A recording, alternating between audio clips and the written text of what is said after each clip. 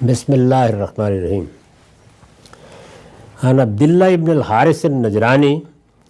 قال حدثنی جندب قال سمعت النبی صلی اللہ علیہ وسلم یقول قبل ان یموت بخمس انی ابرأ الی اللہ ان یکون لی منکم خلیل فإن اللہ تعالی قد اتخذنی خلیلا کما اتخذ ابراہیم خلیلا ولو کنت متخذا من امتی خلیلا لاتخذت ابا بکر خلیلا الا وان من کان قبلکم کانوا یتخذون قبور انبیائہم و صالحیہم مساجد الا فلا تتخذوا القبور مساجد انی انہاکم عن ذلک۔ عبداللہ بن حارث نجرانی جندب بن عبداللہ رضی اللہ عنہ سے روایت کرتے ہیں کہ انہوں نے بتایا میں نے رسول اللہ صلی اللہ علیہ وسلم کو وفات سے 5 روز قبل یہ فرماتے ہوئے سنا۔ 5 روز قبل، یہ خاص طور پر انہوں نے اس لیے بیان کیا ہے کہ یہ موقع ہے کہ جس میں یہ واضح تھا کہ آپ کا وقت آ گیا، وہ مدت پوری ہو گئی، اور جو مرض کی کیفیت تھی وہ بہت کچھ بتا رہی تھی کہ کیا ہونے والا ہے۔ تو رسول اللہ صلی اللہ علیہ وسلم نے اس وقت بستر پر جو باتیں فرمائی ہیں وہ ظاہر ہے کہ ایک طرح سے وصیت کی حیثیت رکھتی ہیں۔ ان کی بڑی غیر معمولی اہمیت ہے کہ اللہ کے پیغمبر آخری وقت میں کیا چیزیں تھیں جو بیان کر رہے تھے، کن چیزوں کی طرف توجہ دلا رہے تھے، کن چیزوں کی تاکید کر رہے تھے، کن باتوں پر تنبیہ کر رہے تھے۔ تو صحابہ کرام جب بیان کرتے ہیں تو وہ خاص طور پر یہ بتاتے ہیں کہ یہ وفات سے 1 روز پہلے، یہ 5 روز پہلے، یا آخری وقت میں فرمایا تھا۔ تو یہ کہتے ہیں جندب بن عبداللہ رضی اللہ عنہ کہ رسول اللہ صلی اللہ علیہ وسلم کو وفات سے 5 روز قبل یہ فرماتے ہوئے سنا کہ میں اللہ کے حضور اس چیز سے برات کا اظہار کرتا ہوں کہ تم میں سے کوئی میرا خلیل ہو۔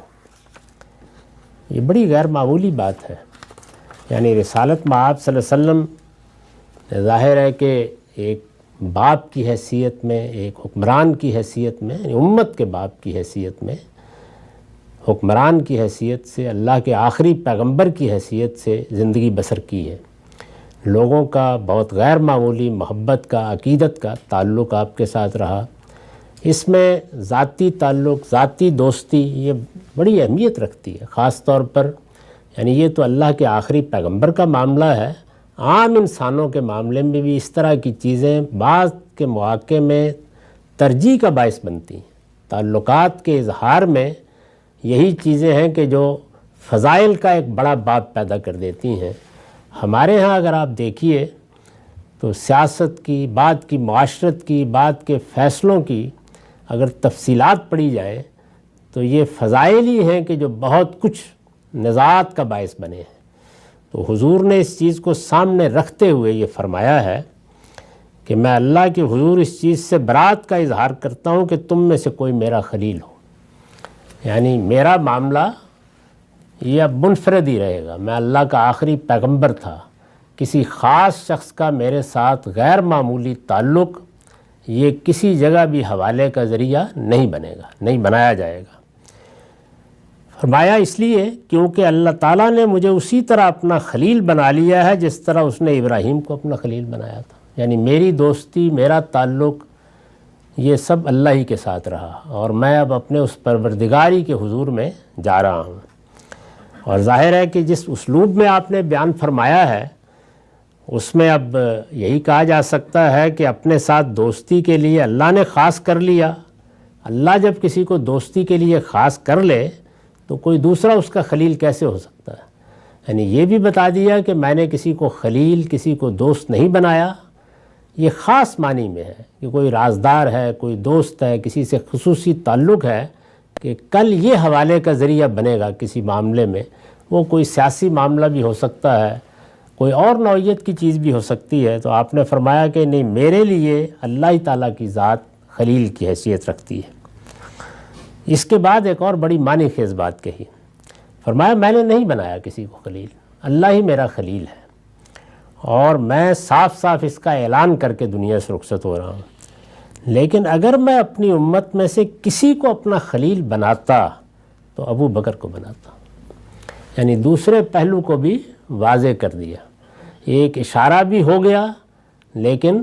اس کو بنائے استدلال بنانے سے منع بھی کر دیا، دونوں پہلوؤں کو واضح کر دیا تاکہ مسلمانوں کو جو فیصلے اب کرنے ہیں بعد میں وہ امرہم شورا کی بنیاد پر کریں۔ اس کے بعد دوسری بات جو فرمائی تو یہ کہا کہ تم سے پہلے لوگ اپنے پیغمبروں اور نیک لوگوں کی قبروں کو سجدہ گاہ بنا لیتے تھے، کہیں تم ان قبروں کو عبادت گاہ نہ بنا بیٹھنا، میں تم لوگوں کو اس بات سے منع کرتا ہوں۔ اس مضمون کی روایتیں پیچھے بھی آ چکی ہیں اور میں یہ عرض کر چکا ہوں کہ یہ بات تو واضح تھی کہ اب پتھر کے بت اس امت میں نہیں پوجے جائیں گے، یعنی یہ نہیں ہوگا کہ جیسے اس سے پہلے دیوی دیوتا اور اس طرح کے تصورات، اب جو کچھ ہونا ہے وہ صالحین اور بزرگوں کی قبروں ہی کے ساتھ ہونا ہے۔ تو بار بار آپ اس موقع پر جب کہ دنیا سے رخصت ہو رہے ہیں یہ بتا رہے ہیں۔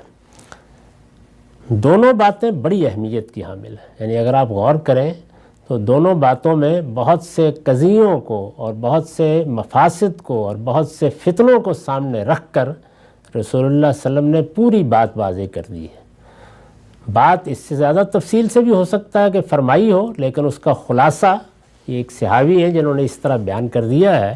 کہ ایک تو میرے ساتھ کسی تعلق کی بنیاد پر کوئی رائے نہ قائم کی جائے، میں نے اللہ کے پیغمبر کی حیثیت سے زندگی بسر کی ہے، میرا خلیل اگر کوئی تھا تو میرا پروردگار ہی تھا، میں اس سے برات کا اظہار کر رہا ہوں کہ اس طرح کا کوئی حوالہ دے کر کل کو کوئی معاملات فیصل نہ کیا جائے۔ یہ بات بتا دی، اشارہ کر دیا کہ اگر یہ حیثیت ہوتی کسی کی تو وہ ابو بکر صدیقی کی ہو سکتی تھی، وہی تھے کہ جن کے ساتھ میرا پہلے سے بھی دوستی کا تعلق تھا۔ دوسرے موقعوں پر فرمایا ہے کہ انہی کے مال سے بھی سب سے بڑھ کر میں نے فائدہ اٹھایا ہے،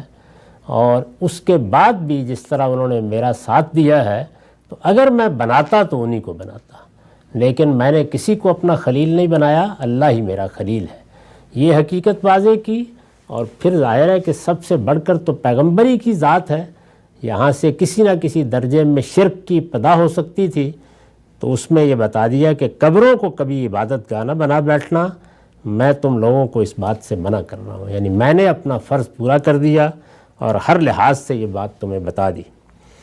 عن جابر قال نہا رسول اللہ صلی اللہ علیہ وسلم ان یجسس القبر وان یقدا علیہ وان یبنى علیہ۔ اس سے پہلے جو روایت پڑھی گئی ہے یہ صحیح مسلم سے ہے، اس کا رقم تھا 832۔ اس کے بعد اب یہ جابر کی روایت ہے، اس کا متن بھی صحیح مسلم سے لیا گیا ہے اور رقم ہے 1616۔ ترجمہ ہے، جابر رضی اللہ عنہ سے روایت ہے کہ رسول اللہ صلی اللہ علیہ وسلم نے قبر پر چونا لگانے، اس پر بیٹھنے اور عبادت کرنے سے اور عمارت بنانے سے منع فرمایا ہے۔ اس ہدایت سے بھی ظاہر ہے یہی مقصود تھا کہ قبریں لوگوں کے لیے زیارت گاہوں کی صورت نہ اختیار کر لیں کہ مبادا وہ انہیں سجدہ گاہ بنانے لگے۔ تو یہ ہدایت بار بار اس لیے کی گئی اور خاص طور پر اس موقع پر اس لیے کی گئی کہ شرک کا اور اس طرح کے دوسرے مذمومات اور تصورات کا کہ جو مشرکانہ توہمات پر لے جائیں، دروازہ یہیں سے کھلنا تھا۔ تو بار بار آخر میں فرمایا کہ ایسا بالکل نہ کرنا۔ اقول قولی ھذا واستغفر اللہ لی ولکم ولسائر